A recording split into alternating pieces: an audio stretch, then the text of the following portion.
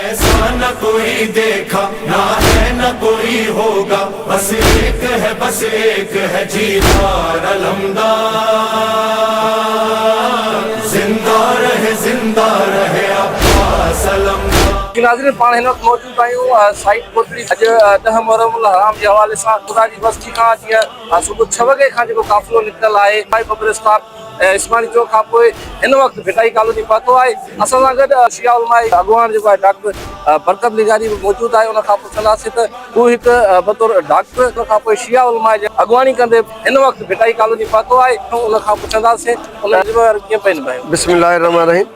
Doctor Barkat Ali लगारी शिया उलमा council सूबाई machine बराए हेल्थ जे हवाले सां उन सां गॾोगॾु Jafaria action committee site area Kotri जे चेयरमैन जी हैसियत सां अॼु ही जुलूस जेको क़दीमी जुलूस आहे अल अब्बास इमाम बारगाह तां 6:30 बजे बरामद थियो, जेको पंहिंजे मुक़ररा रस्तनि तां मरकज़ी हुसैनी इमाम बारगाह वरी अल अब्बास, उन खां पोइ मस्जिद अबुल फज़ल अब्बास करबला खां पोइ हुसैनी इमाम बारगाह रजिस्टर गौसिया कॉलोनी उते पहुचंदो। उन खां पोइ निमाज़ थींदी। निमाज़ खां पोइ वरी साॻियो जुलूस पंहिंजे रवायतनी रस्तनि तां थींदो, करबला वटि पहुचंदो, मस्जिद अबुल फज़ल अब्बास वटि पहुचंदो, जिते पिणु आज़ादारी थींदी ऐं राति जो मजलिस बर्पा थींदी शाम ग़रीबा।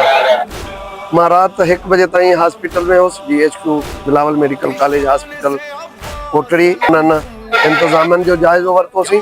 उन खां पोइ ही जेके आज़ादार जुलूस में ज़ख़्मी थिया आज़ादारी कंदे उन्हनि जी तीमारदारी ऐं उन्हनि जी सिहत जूं सहूलियतूं मुहैया करण जे लाइ मां वरी 10 बजे सुबुह जो पहुतो आहियां उते, ऐं उते जा बि तमामु सुठा इंतज़ाम आहिनि। ऐं अलाह ख़ैर कंदो त ही हिकिड़ो ॾींहुं ॾहीं वारो सुठे नमूने सां गुज़रे। पुलिस असां सां तावन में आहे। राति जेका आहे शरपसंदनि कुझु हरकत कई, पर उन पुलिस इंतज़ामिया रेंजर्स ऐं ज़िले इंतज़ामिया असां सां बिल्कुलु सहकार करे अमन अमान हवाले सां उन्हनि खे मुंहिंजो ॾिनो आहे। ऐं उमेदु आहे अलाह ख़ैर कंदो अॼोको ॾींहुं बहितर नमूने सां गुज़रंदो। जे हवाले सां ऐं वापदा जे हवाले सां ॿुधाइजो त पहिरीं मुहर्रम हराम खां अॼु 10 मुहर्रम हराम आहे, उन्हनि जो केतिरो तावन रहियो आहे। जीअं त म्यूनिसिपल जे हवाले सां कुझु अॻु में कुझु उणायूं घटितायूं हुयूं, पर असांजो कुझु मीटिंग्स थियूं आहिनि ऐं उन में हिननि जेको सो बहितर इंतज़ामात कया आहिनि। उन सां गॾोगॾु SSB साहिबु जाब्तो रायता आहियूं जेको पाण विज़िट कई आहे, ऐं DC साहिब बि विज़िट कई आहे। महिरबानी।